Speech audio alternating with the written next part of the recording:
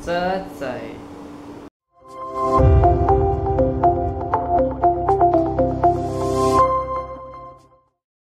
सत साहिब सतगुरुदेव की जय। बंदी छोड़ कबीर साहिब जी की जय। बंदी छोड़ गरीबदास जी महाराज जी की जय। स्वामी राम देवानंद जी गुरु महाराज जी की जय हो।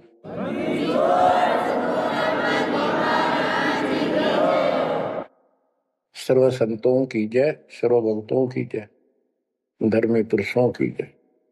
श्री काशी धाम की जय, श्री सुडानी धाम की जय, श्री क्रोथा धाम की जय, श्री बरवाड़ा धाम की जय। सत साहिब परम पिता परमात्मा की प्यारी आत्माओं, परमेश्वर कबीर जी ने आपके ऊपर विशेष रजा की है। आप अमर कथा सुन रहे हो, सत्यनारायण कथा सुन रहे हो, और आप कहीं भी बैठे हो, दाता ने कैसी दया कर दी। चलते फिरते बैठकर परमात्मा का गुणगान सुनो। बच्चों, ये सत्संग जो है ये आध्यात्मिक पढ़ाई है, ये आध्यात्मिक शिक्षा है। इसको समझने के लिए भी काफी समय की आवश्यकता है। जैसे बच्चे स्कूल जाते हैं, यानी 15-16 वर्ष तक तो वो टोटली फ्री होते हैं। अपनी पढ़ाई करो, ट्यूशन लगवाओ, क्लास में पढ़ो। तो ऐसे करते करते वो विद्वान बन जाते हैं, डॉक्टर बन जाते हैं, इंजीनियर बन जाते हैं और बड़ी बड़ी शिक्षाएं प्राप्त कर लेते हैं। इसी प्रकार आपको ये आध्यात्मिक लेक्चर अटेंड करते रहना चाहिए। संसारिक काम भी करो, शिक्षा ग्रहण भी करो,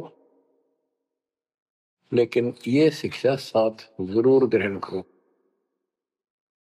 इसके बिना सब व्यर्थ है।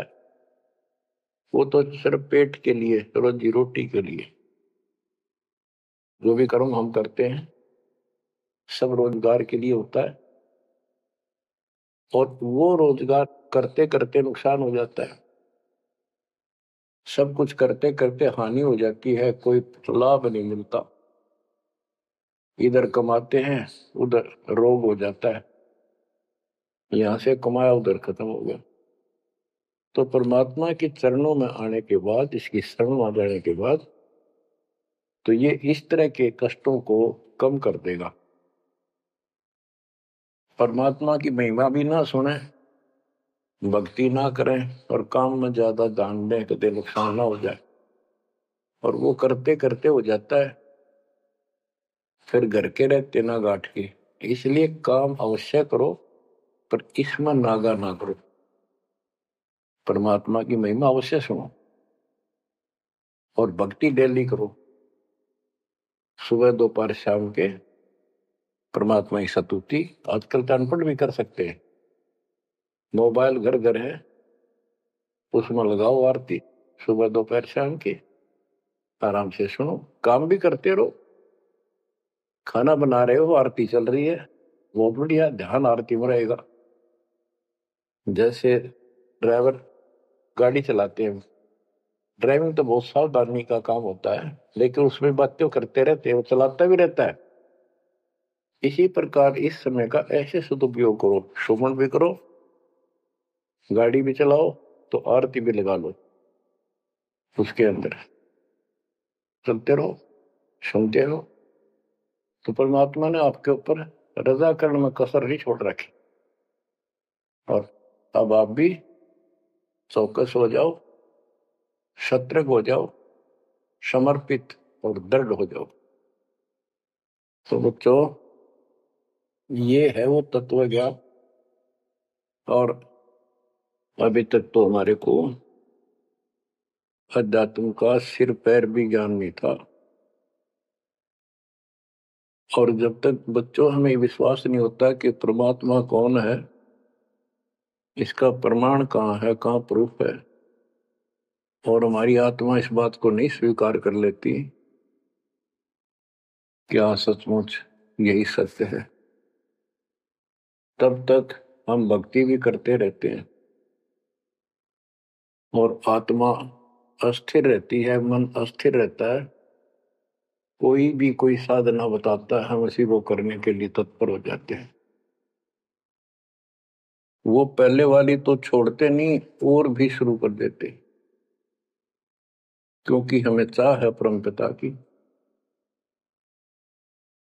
हमें इस बात का एहसास है कि एक शक्ति है जो हमारे दुखों का निवारण करती है, किस्मत से भी अलग देती है।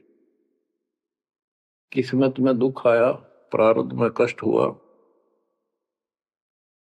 तो हम उसके निवारण के लिए किधर झाड़ फूक वालों के पास, कहीं हाथ दिखाने गए, कहीं पहाड़ों पर किसी ने बताया वहां गए, व्रत रखने को कहा वो रखा। हमने हर तरह से कोशिश की कि कोई सुख प्राप्त हो, ज्यादा धन प्राप्त हो, लेकिन ऐसा कुछ नहीं हुआ। वैसे कभी इत्तेफाक से कोई दाव लग गया, कोई हटकर कोई ऐसा लाभ होता दिखा हो गया, वो होना तो था कर्म का, प्रारब्ध में आ गया कोई और वो सूत बैठ गया, और हम और दृढ़ हो गए उन्हीं पूजाओं पर, उन गलत साधनाओं पर जो गीता में मना कर रखा है। दास अपनी बताता है ये आपके साथ भी अवश्य हुई है, आपको अब एहसास होगा। जैसे दास बचपन से रामकृष्ण और विशेषकर विष्णु जी का, कृष्ण जी का विशेष भक्त रहा है, इसके साथ हनुमान जी के प्रति भी लगन में, तड़प में, चाह में कोई कमी नहीं थी। इस कारण से मंगलवार का व्रत रखना, किसी ने बता दिया कि सालासर एक स्थान है जहां पर हनुमान जी का बहुत प्रसिद्ध मंदिर है और वहां जाने से सारे सुख हो जाते हैं। तो दास सिरसा सर्विस करता था, हरियाणा का एक शहर है, पंजाब से सटा हुआ डिस्ट्रिक्ट है। वहां से पता चला तो दास बैठ कर ट्रेन में सालासर पहुंचा, शुरू उतरा वहां से अन्य साधनों से। वहां एक छोटा सा गांव सालासर, वहां एक छोटा सा मंदिर और उसमें एक पत्थर की मूर्ति, तो उसकी शक्ल भी ठीक सी को हनुमान का वो आइडिया लगाया जाता। उस समय यह सन 1978 की बात है। ऐसा कोई वहां पर ज्यादा भीड़ नहीं होती थी, हम सुबह आराम से दर्शन कर लेते थे। हद से हद 500-400 आदमी जाते थे। फिर देखते देखते 10 साल में वहां पर टेढ़ी मेढ़ी लाइन बनने लगी, यानी 4-4 घंटे में नंबर आने लग गया। और उस दौरान जैसे भी कोई राहत मिली, जैसे सर्विस लगी, पढ़ते थे, पास होते चले गए, हनुमान जी और श्री कृष्ण की जय जयकार। हम पढ़ते थे, पास होते चले गए।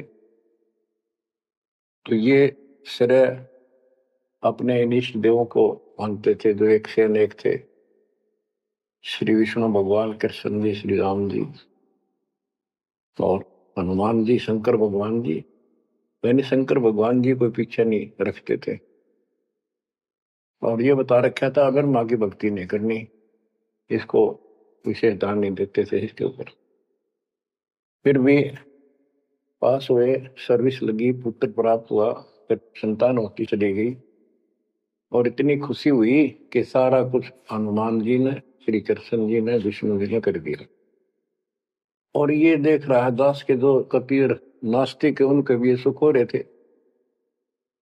तो बात ये है, अब पता चला कि ये साधना वो सुख देने की थी नहीं जो हम इन कैसर कर रहे थे, यकीन से होगा इनको श्रेय दे रहे थे। तो बच्चों, कबीर पीछे लग गया जाऊं था मैं लोक वेद के साथ, मार्ग में सतगुरु मिले, दीपक ले दिया हाथ। इस भक्ति के सफर में हम लोक वेद के आधार से इधर उधर भटक रहे थे, सही मार्ग मिला नहीं था और कभी भी मंजिल प्राप्त नहीं कर सकते थे। ठीक है, हमारी तड़प थी तो भगवान भी मिले। जैसे वेदों में प्रमाण है, ऋग्वेद मंडल नंबर 9 सूक्त 54 मंत्र 3 में कि परमात्मा सबसे ऊपर के लोक में बैठा है। फिर ऋग्वेद मंडल नंबर 9 सूक्त 82 1 2 3 में, ऋग्वेद मंडल नंबर 9 सूक्त 86 के 26 27 में, ऋग्वेद मंडल नंबर 9 सूक्त 96 के 16 से 20 तक,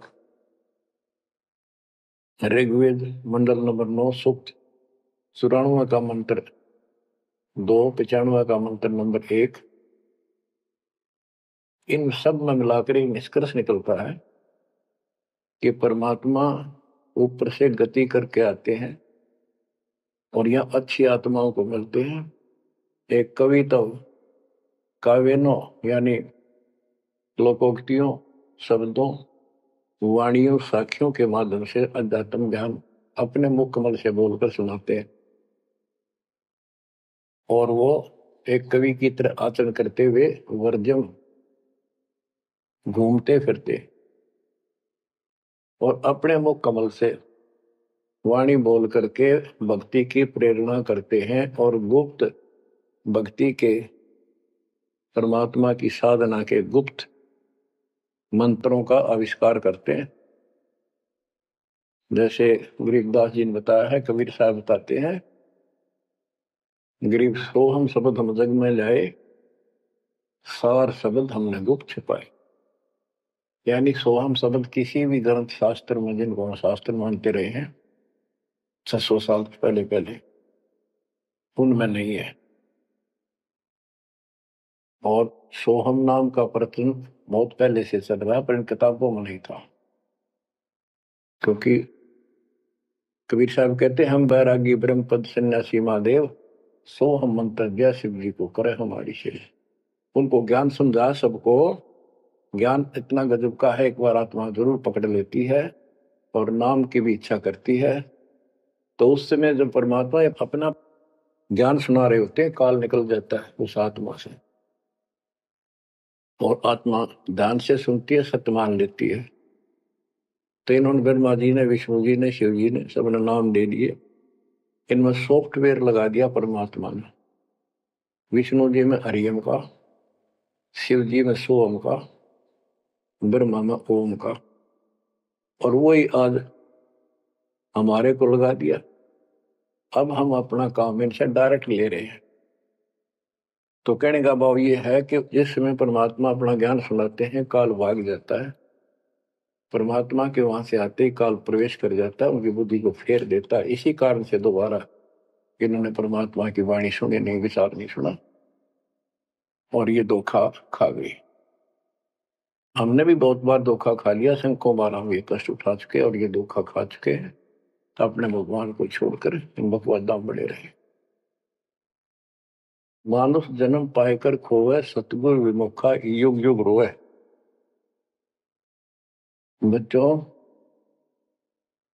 गरीब सतगुरु संगत छोड़कर लाख वर्ष जप कीन, इंद्रिय क्रम ना मोक्ष होए, अरे काल के आदि।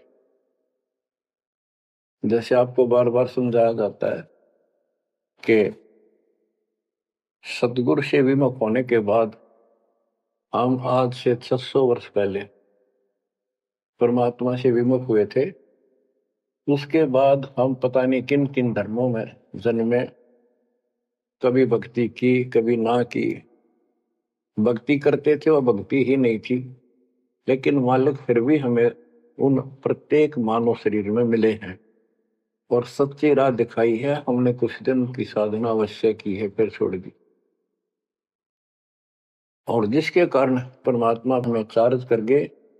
उस चार्जिंग के कारण आज तक आपके हृदय में मालिक की चाह और भक्ति की तरफ बनी हुई थी और मनुष्य जीवन मिलते रहे, क्योंकि हम 600 साल पहले गुरुद्रोही नहीं हुए थे,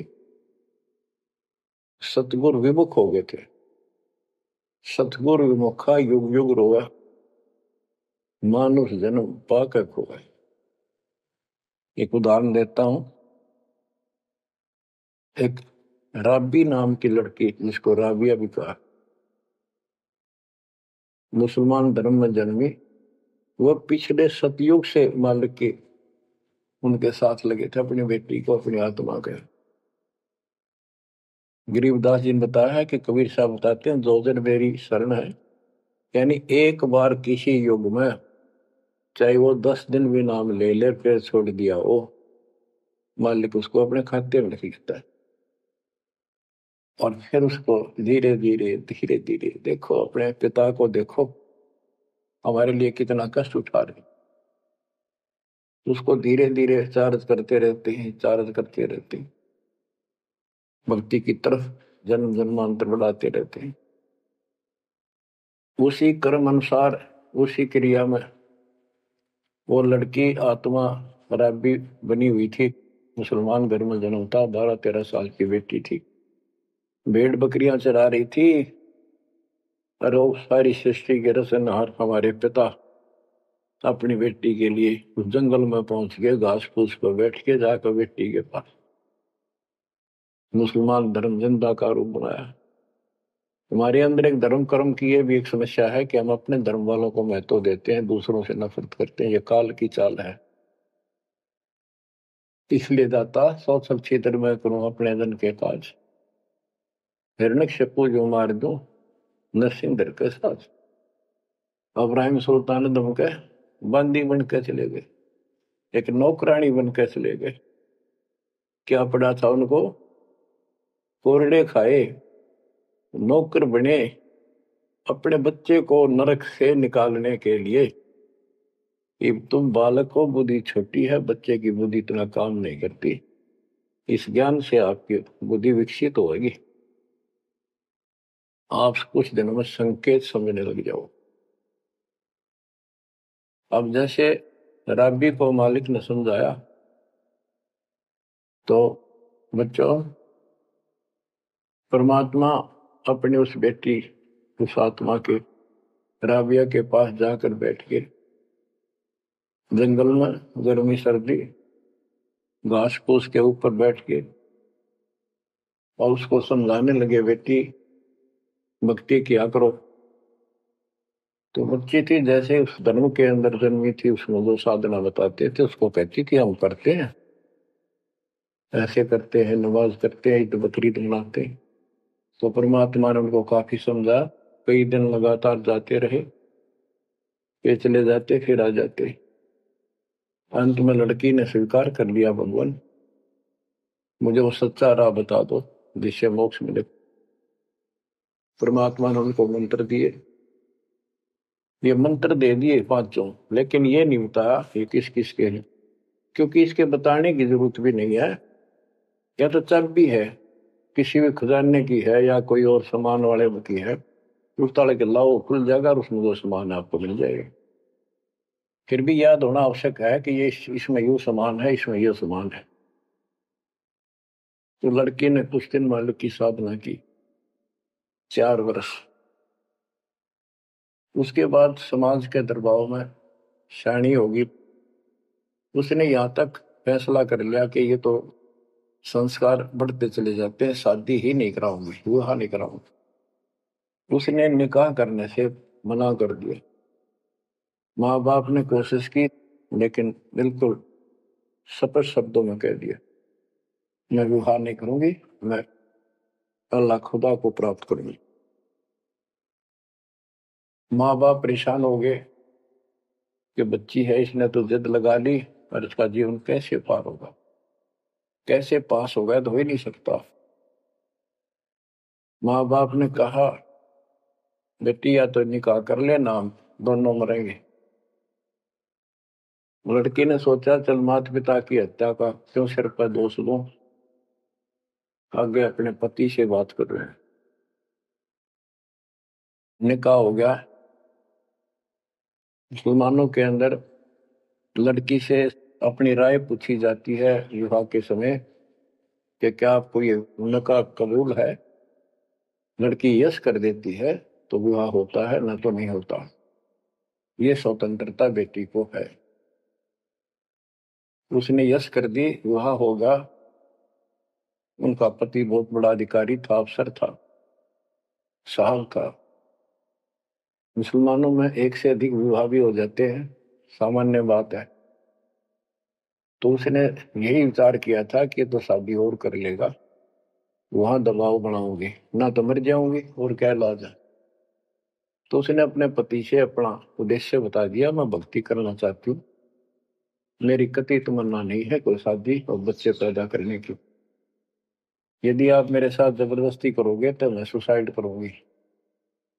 उनका पति भगवान से डरने वाला मुसलमान था, वास्तव मुसलमान था। उसने कहा, राबिया, आपने निकाह कबूल क्यों किया, ये बता। उसने कहा कि मेरी मजबूरी थी, मेरे माता पिता मर जाते, मैं वो दोष नहीं लेना चाहती थी।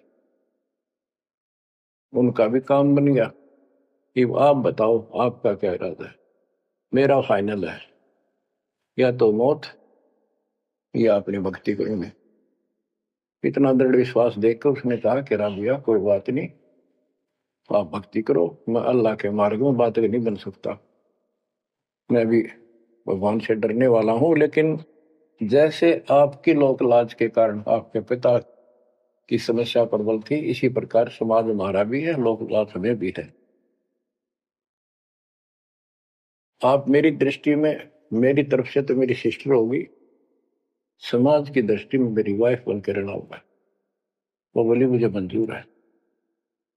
उसके लिए अलग व्यवस्था कर दी, अपनी भक्ति कर, किसी चीज की कमी नहीं आने देंगे। उसने अपनी और शादियां कर ली। अब वो 50 साल की होगी, सब देखा कि ये तो बिल्कुल देवी का रूप है, पलक भी उठाकर नहीं देखती। ये पिछले संस्कार थे, वो बैटरी चार्ज थी, उसमें चाह थी, आगे बैटरी लगी नहीं है, धीरे धीरे नष्ट होगी।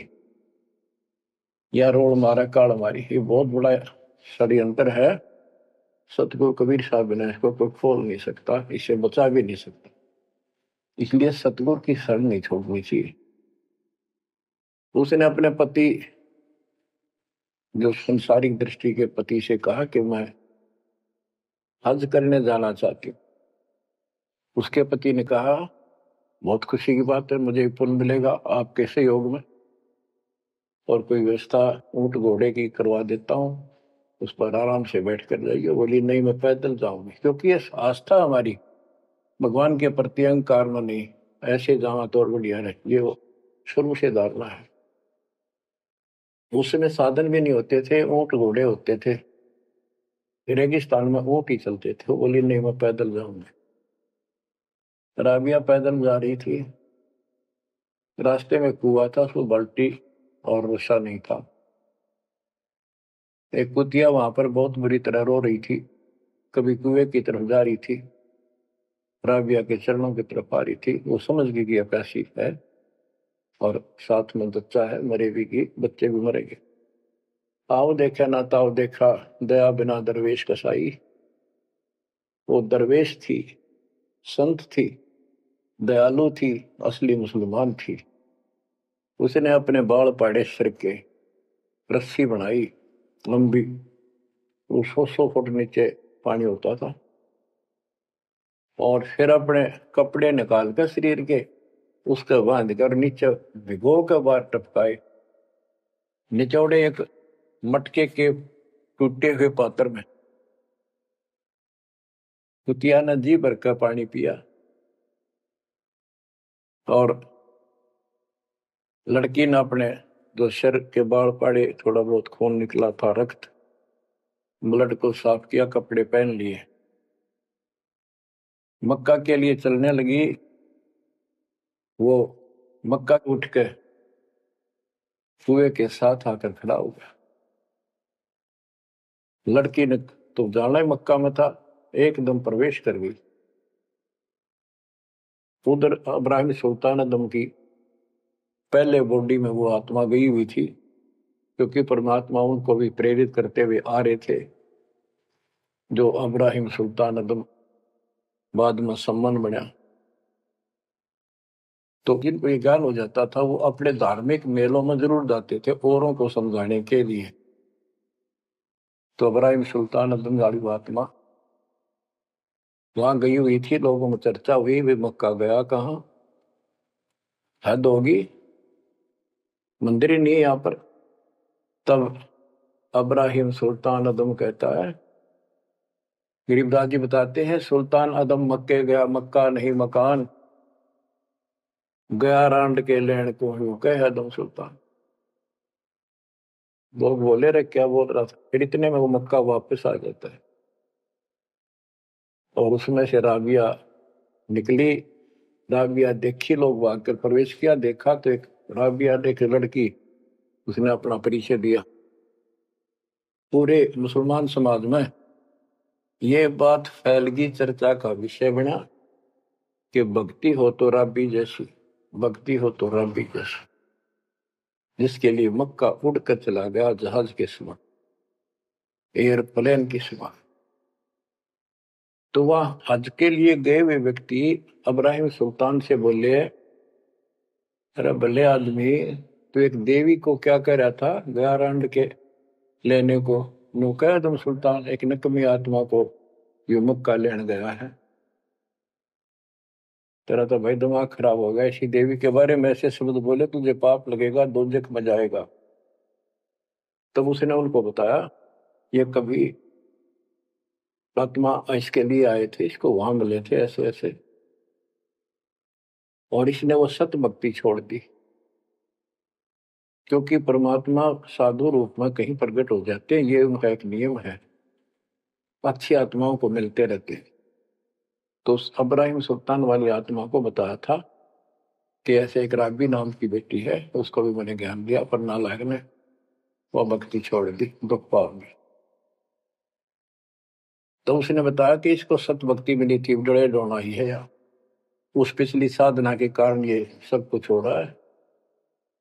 परंतु उन लोगों के अबन में कहाँ समाने वाली थी यह बात, दो अक्षरों में। उस जीवन को पूरा करके वो लड़की, वो आत्मा अगले जन्म में एक बांसुरी नाम की लड़की बनी, जन्म हुआ, धार्मिक शब्द सुनाया करती थी, बड़ी प्रबल, क्योंकि प्रेरणा थी, उसमें भी अनमैरिड रही वो।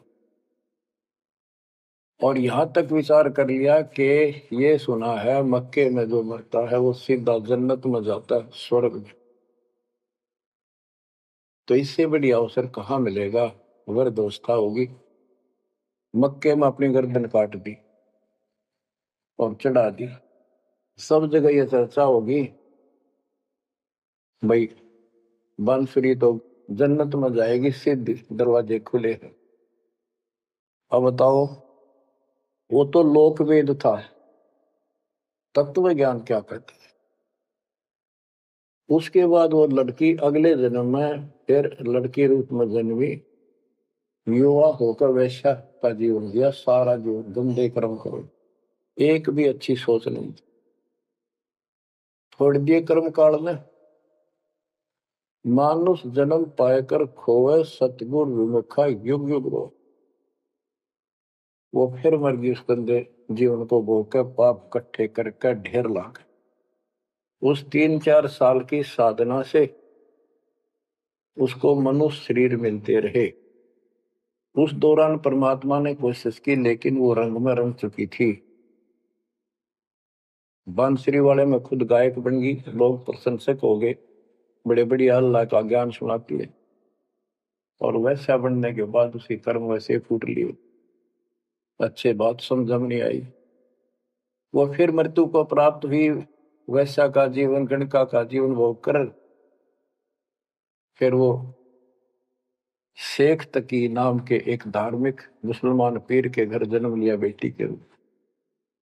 11 वर्ष की 12 वर्ष की आयु पूरी करके वो मर गई, समय संस्कार पूरा हुआ। परमात्मा कहते हैं, सोचल छिदर मैं करूं अपने जन के काज, उस आत्मा को फिर अपने चरणों में लेना था, अपनी प्यारी आत्मा। जो जन मेरी शरण है ताका हूं मैं दास, केल के लाग्या करूं जब लग धरती आकाश। तो कारण बनाया शेख तकी के मन में, ये धारणा पैदा की कि राजा सिकंदर लोदी से, जो उसका धार्मिक पीर था शेख तकी, उसने कहा कि आप कहते हो इसने, कबीर ने रामानंद जी को जीवित कर दिया, गर्दन काट दी थी आपने, और आपका जलन का रोग ठीक कर दिया, कमाल जिंदा कर दिया। वो तो वैसे उसमें सदमे में था, वो ऐसे वैसे हो जाता, इत्तेफाक उसको जीवित होना था, इसका कबीर का नाम बन गया। जब जानो मैं इसको, मेरी बेटी को जिंदा कर दे जो कब्र में दबी हुई है, 15-20 दिन हो गए। तो कबीर साहब से कहा गया, कबीर साहब ने कहा कि आसपास के लोगों को बता दो कि आ जाओ, एक कमाल होगा। उस शेख तकी ने ढिंढोरा पिटवा दिया कि इसकी बेइज्जती हो तो छक्का हुआ, मूर्ख बना रहा। उधर कबीर साहब ने कह दिया कि भाई खूब बुला लो, आसपास जितने बुला सकते हो, सबके सामने देखते हैं परमात्मा की क्या रजा होती है। हजारों व्यक्तियों के सामने कब्र फुड़वा दी, उसमें 100 पड़ा था। कबीर साहब ने कहा एक शेख तकी की बेटी जीवित हो जा, लड़की नहीं जीवित हुई। फिर दोबारा कहा, फिर भी जीवित नहीं हुई। शेख तकी नाचन लग गया, खुल गई पोल डोंगी की, देखो ये बकवास करता था, सुन लो भाई, है डोंगी पाखंडी झूठा। तो परमात्मा ने कहा कि शेख तकी तू कोशिश कर ले। तो और दूसरे बोले जी ये कुछ करने जोगा होता था, अपनी बेटी ने कौन मिट्टी में दाबा है, आपका दया करो। तब कहा है कबीर की बेटी जीवित हो और बाहर आ बेटा। इतना ही कहना था, सारा शरीर में कंपन हुई, डेड बॉडी जीवित होगी, और उठ के बेटी बाहर आ गई, मालिक के चरणों में मस्तक टेका। 1.5 घंटा तक अपनी पिछली गलतियां और कबीर भगवान की समर्थता सबके सामने बताई, और कहा कि ऐसे ऐसे मुझे भगवान मिले थे अल्लाह, ये खुद अल्लाह अकबर है, पूरी सृष्टि के रचने वाले, सबके दुख दूर करने वाले। मेरे कर्म फूट गए, मैं इनको छोड़कर ऐसे ऐसे गंदे जीवन जी के मैं आज फिर इनकी कृपा हुई, मेरे जीवन शेष नहीं था। पशु पक्षी बनने वाली लाइन में खड़ी थी, ये परमात्मा वहां पहुंचे और धर्मराज के दरबार में मुझे पेश किया, वहां से मेरे कागज निकाल दिए और मुझे साथ लेकर यहाँ आके छोड़ा। बोलो सतगुरु देव की जय हो, बद्दी छोड़ कबीर साहिब की जय हो।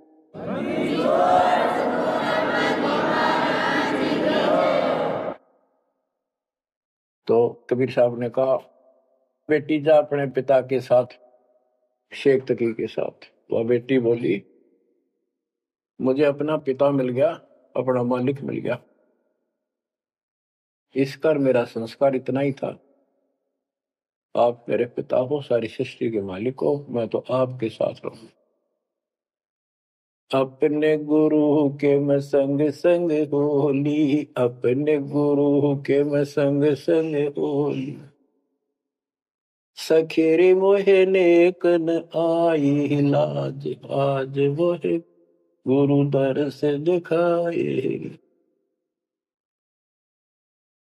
बच्चों यह बात तो बनेगी ऐसे ही, एक देसी कहावत है, पानी तो झील में नीचे के स्थान पर आके ही टिकेगा। वैसे पलट में कितना ऊंचा चढ़ जाए लेकिन टिकेगा वहीं आके। मन का तूफान बकवादों का, कहीं धक्के खा लो, आके बात बनेगी सतगुरु शरण। गरीबदास जी कहते गिरिव सतगुरु संगत छोड़कर लाख वर्ष जबकि इंद्रिय कर्म ना मोक्ष हो, रहे काल के आखी है। सतगुरु पूर्ण संत की संगत छोड़कर चाहे लाख वर्ष तक ये जप करते रहियो, चाहे ये जाप करते रहना, इसका कोई यूज नहीं होगा, क्योंकि कनेक्शन कट चुका होगा, मर्यादा भंग होगी गुरु बिन माला फेरते, गुरु बिन देते दान, गुरु बिन दोनों निष्फल है, वो व्यर्थ जाएंगे।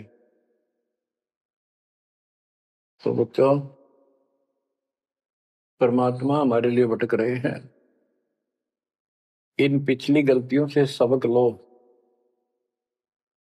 इनको फिर से ना दोहराना। जैसे आपको बताया है कि कबीर भगवान है, ये सारी सृष्टि के रचने वाले हैं, ये हमारे पिता, हमारे जनक है, हमारे कष्टों को दूर करने वाले संकट मोचन यही है।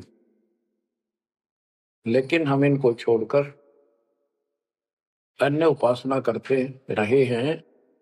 जैसे गीता अध्याय 16 श्लोक 23 और 24 में स्पष्ट कर दिया है कि शास्त्र विधि को त्याग कर जो अपनी मर्जी से, इच्छा से मनमाना आचरण करते, मनमानी साधनाएं करते हैं जो शास्त्रों में प्रमाणित नहीं है, उनको न तो कोई सुख हो, न कोई सिद्धि प्राप्त हो, कार्य सिद्ध हो जिससे, और न उनकी गति यानी मोक्ष हो।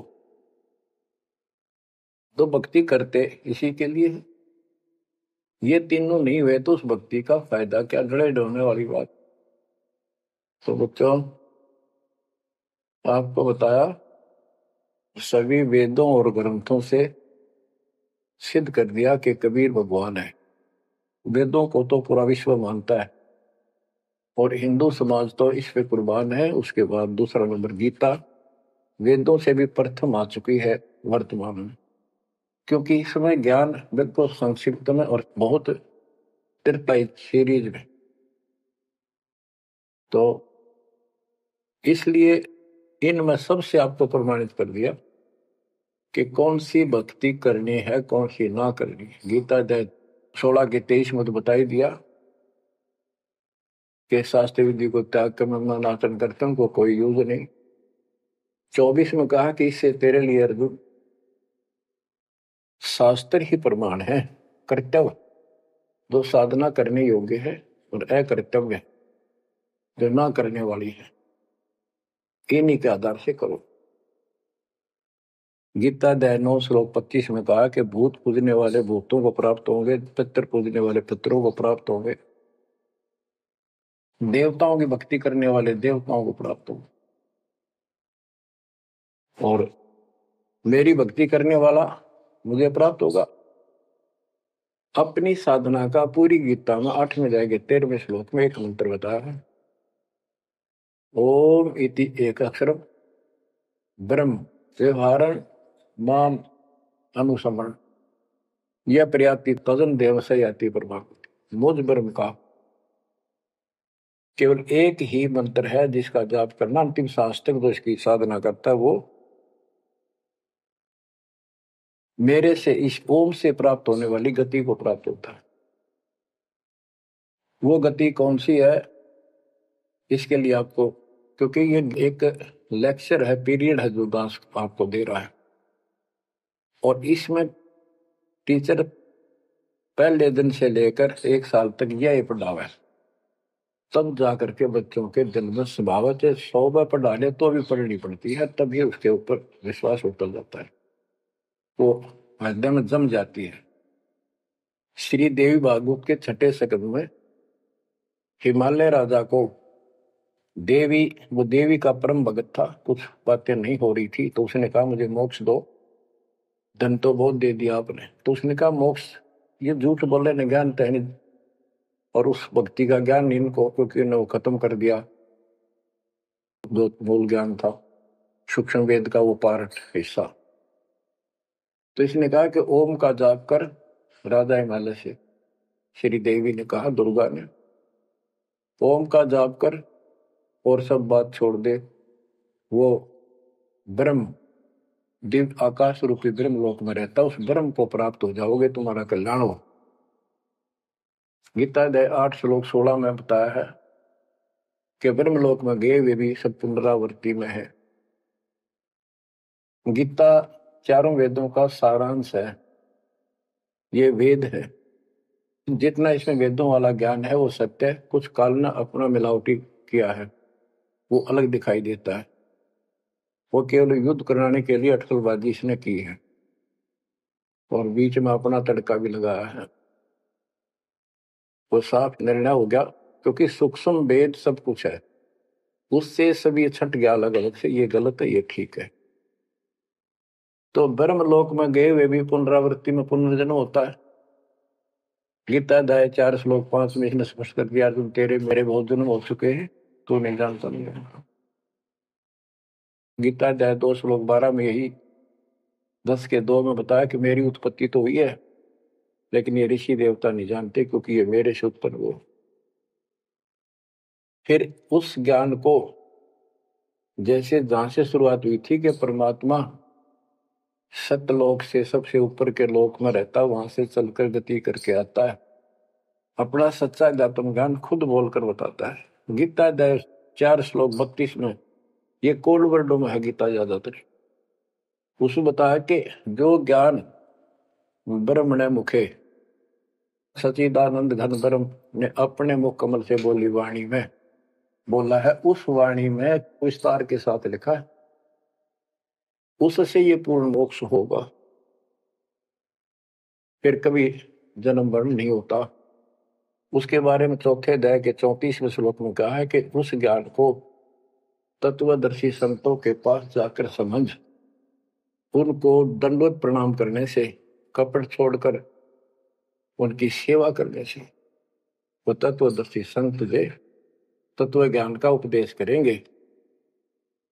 गीता अध्याय 15 श्लोक 1 में स्पष्ट कर दिया है, जो इस उल्टे लटके हुए संसार रूपी वृक्ष के सभी विभाग का नारा नारा ज्ञान बता देता, सभी विभागों का पार्षद सवेदवित वो वेद के तात्पर्य को जानने वाला है। गीता अध्याय 15 श्लोक 4 में कहा है कि उस तत्व ज्ञान के प्राप्त होने के पश्चात उस तत्व ज्ञान रूपी शस्त्र से इस ज्ञान को काट कर, यानी तत्व ज्ञान को ठीक से समझकर उसके पश्चात परमेश्वर के उस परम पद की खोज करनी चाहिए, जहां जाने के बाद साधक फिर लौटकर संसार में कभी नहीं आते,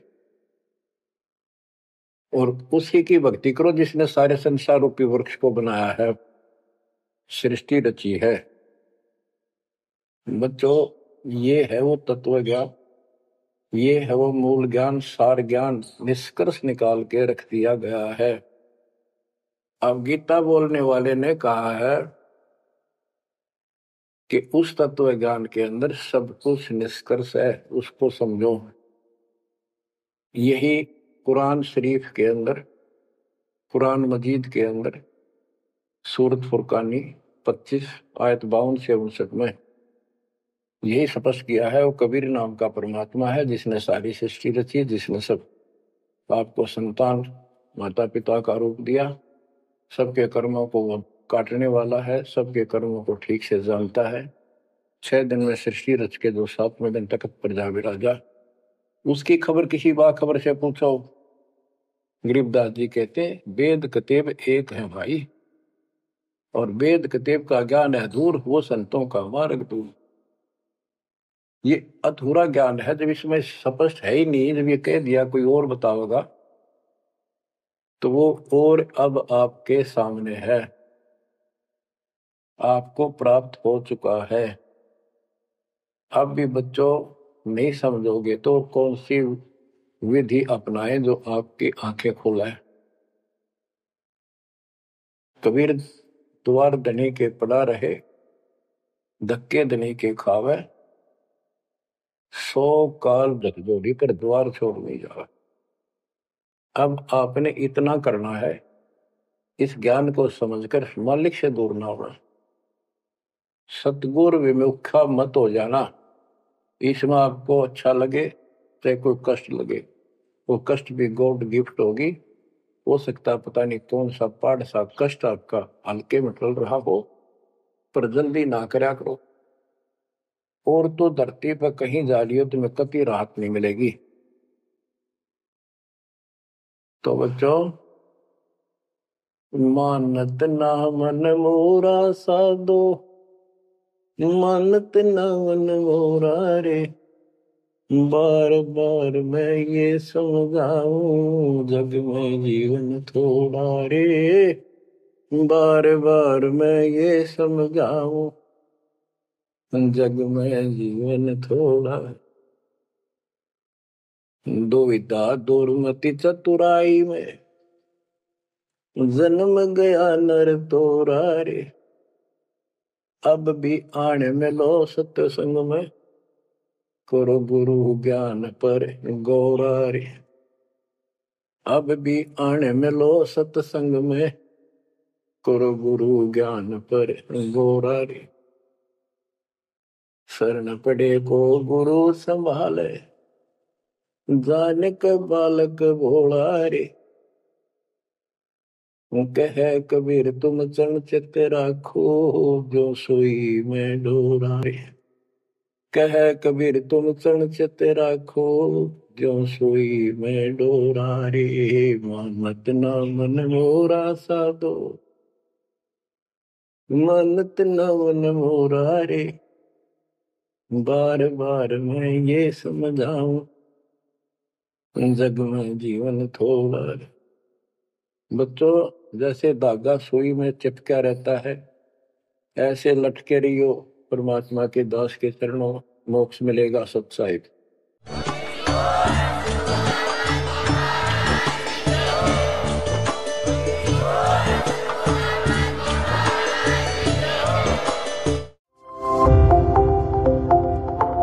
सत साहिब। बंदी छोड़ कवि परमेश्वर की जय हो। बंदी छोड़ संत रामपाल जी महाराज की जय हो। तो भक्तात्माओं से हमने पहले बता ही दिया है कि इस हमारे YouTube चैनल पर सभी संत रामपाल जी महाराज की भक्ति वीडियोज मिलेंगी। तो कृपया आप हमारे YouTube चैनल पर आएँ। सत कबीर YouTube चैनल है हमारा, और इस पर बहुत सारी वीडियोज डली हुई हैं, तो उनको ध्यान से सुनें। जैसे संध्या आरती, असुर निकंदनी, सुबह की नित्य नियम और विशेष संदेश। तो कृपया आके आप हमारे YouTube चैनल पे सुन सकते हैं। और अगर वीडियो अच्छी लगे तो एक सब्सक्राइब कर देना भाई लोग। बंदी छोड़ कबीर परमेश्वर की जय हो। सत साहिब।